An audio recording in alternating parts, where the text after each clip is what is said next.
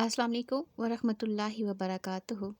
عزیز طلبہ و طالبات، اسٹڈی سیکرٹس میں آپ سب کو خوش آمدید کہتے ہیں۔ ڈیئر اسٹوڈنٹ، آج کی ویڈیو میں کلاس ہفتم کی کتاب ہسٹری اور جغرافیہ میں سے کچھ اہم سوالات پوری کتاب سے چن کر بنائے جا رہے ہیں۔ یہ سوالات گیس پیپر کی صورت میں آپ ان کو تیار کریں گے جو پیپر میں آپ کے کام آئیں گے، اور آپ کم وقت میں اچھی اور معیاری تیاری کر کے شاندار نمبروں سے پاس ہو سکتے ہیں۔ سوال شروع کرتے ہیں۔ اموی اور عباسی خاندان کی چند اہم خلفاء کے نام لکھیں۔ اموی اور عباسی خاندان کے چند اہم خلفاء کے نام لکھیں۔ جواب: اموی اور عباسی خاندان کے چند اہم خلفاء کے نام مندرجہ ذیل ہیں۔ معاویہ، یزید، المنصور، المہدی، ہارون الرشید۔ دوبارہ سنیں، معاویہ، یزید، المنصور، المہدی، ہارون الرشید۔ سوال نمبر 2 ہے، سیلابی میدان پر مختصر نوٹ لکھیں۔ سیلابی میدان دریا کے ساتھ ساتھ آباد زمینی خطہ ہے۔ ان میں متصلہ علاقوں میں پانی کی سطح میں اضافے کے باعث سیلاب آ جاتا ہے۔ یہ علاقے بہت زرخیز اور زراعت کے لیے اچھے ہوتے ہیں۔ مثال: دریائے سندھ کا میدان۔ سیلابی میدان پر مختصر نوٹ لکھیں۔ سیلابی میدان دریا کے ساتھ ساتھ آباد زمینی خطہ ہے۔ ان میں متصلہ علاقوں میں پانی کی سطح میں اضافے کے باعث سیلاب آ جاتا ہے۔ یہ علاقے بہت زرخیز اور زراعت کے لیے اچھے ہوتے ہیں۔ مثال: دریائے سندھ کا میدان۔ سوال نمبر 3 ہے، دریا کے درمیانی حصے کی اہمیت واضح کریں۔ دریا کے درمیانی حصے میں پانی کی مقدار اور توانائی اوپری حصے کے مقابلے میں زیادہ ہوتی ہے۔ اس مرحلے میں دریا کی ڈھلان ہموار ہو جاتی ہے اور پہلوؤں کے کٹاؤ کے نتیجے میں چینل چوڑا ہو جاتا ہے۔ اس کے برعکس دریا کے اوپری حصے میں زیادہ تر نیچے کی طرف کٹاؤ ہوتا ہے، جس سے دریا کی گہرائی بڑھتی ہے۔ میاندرے دریا کے اس درمیانی حصے کی نمایاں زمینی ساختیں ہوتی ہیں۔ سوال نمبر 4 ہے، موسم اور آب و ہوا میں فرق بیان کریں۔ کسی خاص جگہ کی مختصر عرصے کی موسمی کیفیت موسم کہلاتی ہے، جبکہ کسی جگہ پر لمبے عرصے تک رہنے والی موسمی کیفیت آب و ہوا کہلاتی ہے۔ کسی جگہ پر لمبے عرصے تک رہنے والی موسمی کیفیت آب و ہوا کہلاتی ہے۔ لمبے کے بعد عرصے بھی ہے، ڈیئر اسٹوڈنٹ، یہ آپ نے لکھنا ہے۔ جبکہ کسی جگہ پر لمبے عرصے تک۔ سوال نمبر 5 ہے، گلوبل وارمنگ کی اصطلاح کی وضاحت کریں۔ زمین کے ماحول میں کاربن ڈائی آکسائیڈ کی سطح کئی دہائیوں سے مسلسل بڑھ رہی ہے اور زمین کی سطح کے قریب اضافی گرمی کو کھینچتی ہے، جس کی وجہ سے درجہ حرارت بڑھتا ہے۔ اسے گلوبل وارمنگ کہتے ہیں۔ سوال نمبر 6 ہے، معدنیات سے متعلقہ صنعتوں کے نام لکھیں۔ لوہے اور سٹیل کی صنعت، ایلومینیم کی صنعت، تانبا پگھلانے کی صنعت، سیسہ اور زنک پگھلانے کی صنعت، سیمنٹ کی صنعت۔ سوال نمبر 7 ہے، پاکستان کے اہم ہائیڈرو الیکٹرک پلانٹس بیان کریں۔ پاکستان کے اہم ہائیڈرو الیکٹرک پلانٹس بیان کریں۔ جواب: Chashma hydro electric plant, Chashma hydro electric plant, Malakand, Dargai hydro power plant, Dargai hydro power plant, Rasul hydro power plant وغیرہ۔ یہ بجلی پیدا کرنے کا سب سے سستا ذریعہ ہے۔ سوال نمبر 8 ہے، صنعتی انقلاب کے پیچھے کار فرما وجوہات بیان کریں۔ صنعتی انقلاب کی بنیادی وجوہات یہ تھیں: سرمایہ داری، نمبر 2 یورپی سامراج، نمبر 3 ذرائع کی کان کنی، نمبر 4 بھاپ یا پاور انجن کا اثر،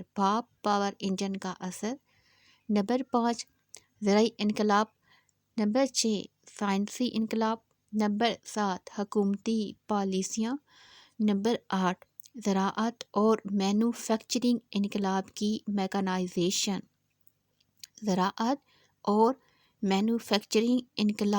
mechanisation, number 9 light bulb, calculator سمیت کئی ایجادات کی گئیں، یہ مشینوں کے ظہور کا باعث بنی، یہ زراعت کی مشینی کی وجہ سے ہے۔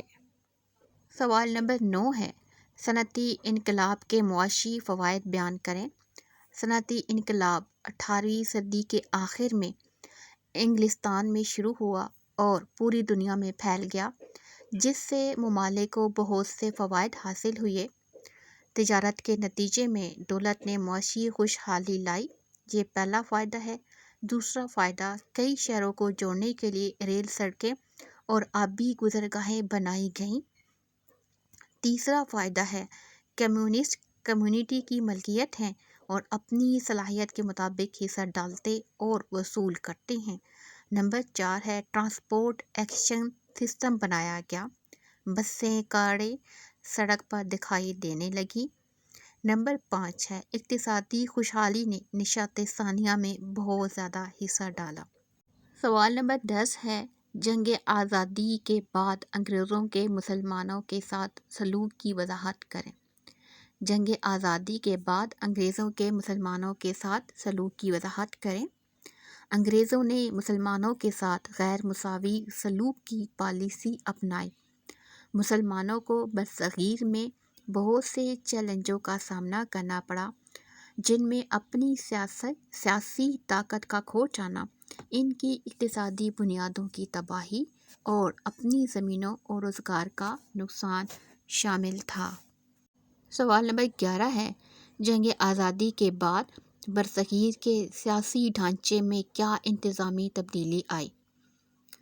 Government of India Act, dear student یہاں پر کچھ ٹائپنگ کی غلطیاں ہیں تو آپ نے دیکھ لینا ہے۔ گورنمنٹ آف المدافع of Government of India Act کے تعارف نے برٹش ایسٹ انڈیا کمپنی کی حکمرانی کو ختم کر دیا اور برطانوی حکومت کا آغاز کیا، جس نے برطانوی حکومت کو اپنے نمائندوں کے ذریعے براہ راست ہندوستان پر حکومت کرنے کے اختیارات عطا کیے تھے۔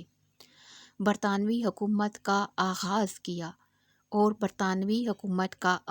کیا جس نے برطانوی حکومت کو اپنے نمائندوں کے ذریعے براہ راست ہندوستان پر حکومت کرنے کے اختیارات عطا کیے تھے۔ سوال نمبر 12 ہے، سیوریج فضلہ کے مختلف استعمالات کی وضاحت کریں۔ سیوریج کا پانی یا میونسپل ویسٹ واٹر سے مراد وہ پانی ہے۔ سیوریج کا پانی یا میونسپل ویسٹ واٹر سے مراد وہ پانی ہے جو شہری اور مضافاتی علاقوں کے گھروں یا کاروبار میں بیت الخلاء کو دھونے، نہانے اور فلش کرنے کے لیے استعمال ہوتا ہے۔ میونسپل کے گندے پانی میں صنعتی ذرائع کا پانی بھی شامل ہو سکتا ہے۔ گندے پانی کو centralised waste water treatment plant تک سینٹری سیوریج سسٹم کے ذریعے پہنچایا جاتا ہے۔ Centralised waste water treatment plant تک سینٹری سیوریج سسٹم کے ذریعے پہنچایا جاتا ہے۔ علاج شدہ پانی کو ندیوں میں چھوڑا جاتا ہے یا زمین کے بڑے علاقوں میں سپرے کیا جا سکتا ہے۔ سوال نمبر 13 ہے، ژالہ باری کی تعریف کریں۔ بارش اور برف باری کے امتزاج کو ژالہ باری کہتے ہیں۔ جب بارش کے قطرے فضا کی نچلی سرد تہوں سے گزرتے ہیں تو وہ جم جاتے ہیں۔ ان قطروں کے اندر مائع پانی ہوتا ہے، لیکن ان کا بیرونی غلاف سخت ہوتا ہے۔ سوال نمبر 14 ہے، قرون وسطیٰ میں بنیادی پیشہ کیا تھا؟ وضاحت کریں۔ قرون وسطیٰ میں بنیادی پیشہ زراعت تھا۔ مقامی کسان زمین میں مالک کے لیے کام کرتے تھے۔ کسانوں کو مالک کا زرعی غلام کہا جاتا تھا۔ جو ایک نوکر کی طرح تھا۔ کسانوں کو مالک کی زمین پر شکار کرنے کی اجازت نہیں تھی۔ کسان سارا سال محنت کرتے تھے۔ قرون وسطیٰ کا بنیادی پیشہ زراعت تھا۔ سوال نمبر 15 ہے، یورپ میں قرون وسطیٰ کے آرٹ کی اقسام بیان کریں۔ قرون وسطیٰ کے فن کو 3 اہم ادوار اور اقسام میں تقسیم کیا جا سکتا ہے۔ نمبر 1 بازنطینی آرٹ، نمبر 2 رومانوی آرٹ، نمبر 3 گوتھک آرٹ۔ سوال نمبر 16 ہے، مغل بادشاہ کے طور پر اکبر کی اصطلاحات بیان کریں۔ مغل بادشاہ اکبر نے ریونیو اکٹھا کرنے کا ایک نظام بنایا۔ اس نے سمرات بادشاہ اکبر نے ریونیو اکٹھا کرنے کا ایک نظام بنایا۔ اس نے پرانے جاگیردانہ نظام کو منصبداری سے بدل دیا۔ اکبر نے برصغیر سے مختلف مذاہب سے اچھے سکولوں کا انتخاب کیا اور ایک نئی مذہبی پالیسی دین الہی متعارف کروائی۔ پانی پت کی دوسری جنگ سن 1556 میں لڑی گئی۔ اکبر کابل میں تھا جب اسے خبر ملی کہ ہیمو بقال نے دلی اور آگرہ پر قبضہ کر لیا ہے۔ اکبر نے فوج کو دلی کی طرف کوچ کرنے کا حکم دیا۔ اس کی فوج نے ہیمو کے توپ خانے پر قبضہ کر لیا۔ سوال نمبر 17 ہے، شیر شاہ سوری کی کوئی سی 5 خدمات بیان کریں۔ شیر شاہ سوری کا دور حکومت 1540 سے 1545 تک ہے۔ ہمایوں کی جلاوطنی کے بعد شیر شاہ بہار، بنگال، جونپور، دلی اور آگرہ پر حکمران واحد تھے۔ آپ واحد حکمران تھے جنہوں نے انتظامی ڈھانچہ تشکیل دیا اور اس بات کو سمجھا کہ حکومت کی ایک عوامی بنیاد ہونی چاہیے۔ اس نے اپنے مقامی معاملات کو بہت ذہانت سے چلایا اور حکومت اقتصادی، سیاسی اور انتظامی طور پر خوشحال ہوئی۔ اس نے درآمدات برآمدات میں ادائیگی کے مسائل کو حل کرنے کے لیے کرنسی کا نظام وضع کیا۔ سوال نمبر 18 ہے، میدانی علاقوں کی طبعی خصوصیات بیان کریں۔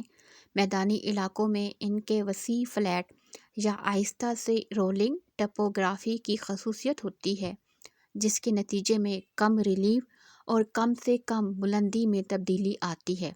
یہ ندیوں کے ذریعے تل جھٹ جمع کرنے سے غذائی اجزاء سے مالا مال زرخیز گیلی مٹی کی وجہ سے رات کے لیے موزوں بنا دیتا ہے۔ پودوں میں عام طور پر گھاس، جھاڑیوں اور بکھرے ہوئے درخت ہوتے ہیں جو آب و ہوا سے مختلف ہوتے ہیں۔ بہت سے میدانی دریا کے نظام سے وابستہ ہیں جو گیلے علاقوں اور سیلاب کے میدانوں کو تشکیل دیتے ہیں۔ اعتدال پسند آب و ہوا موسمی درجہ حرارت اور بارش کے ساتھ زمین کے استعمال کو مزید متاثر کرتا ہے، جس سے ماحولیاتی توازن اور انسانی سرگرمیوں، خاص طور پر حضرات کے لیے میدانی علاقوں کو بہت اہمیت ملتی ہے۔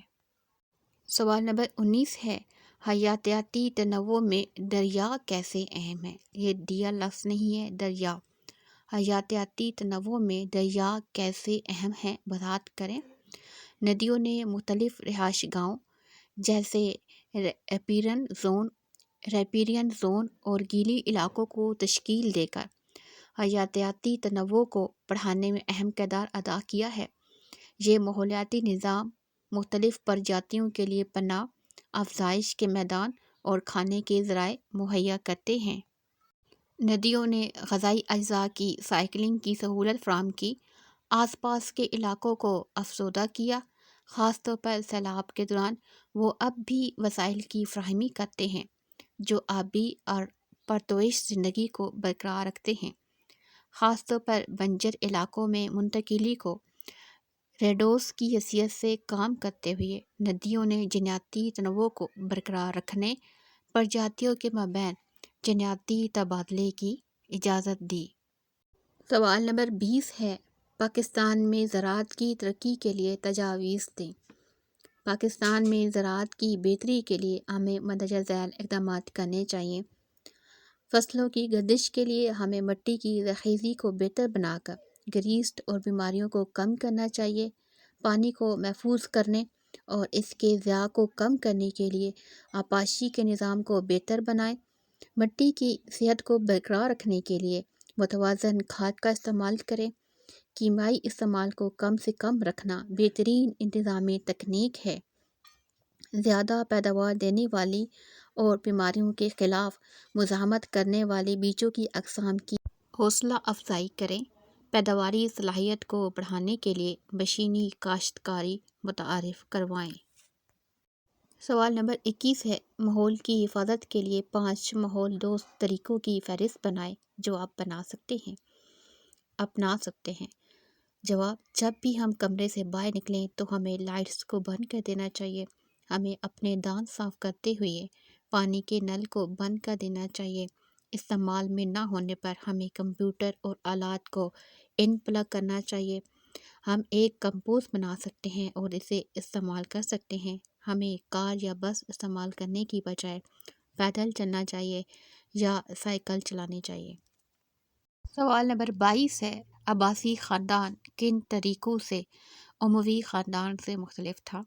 اموی ایک فاتح خاندان تھا، جبکہ عباسیوں کی سیاسی اور اقتصادی مواقع بہت زیادہ کائناتی تھے اور انہیں زیادہ تنوع کی اجازت تھی۔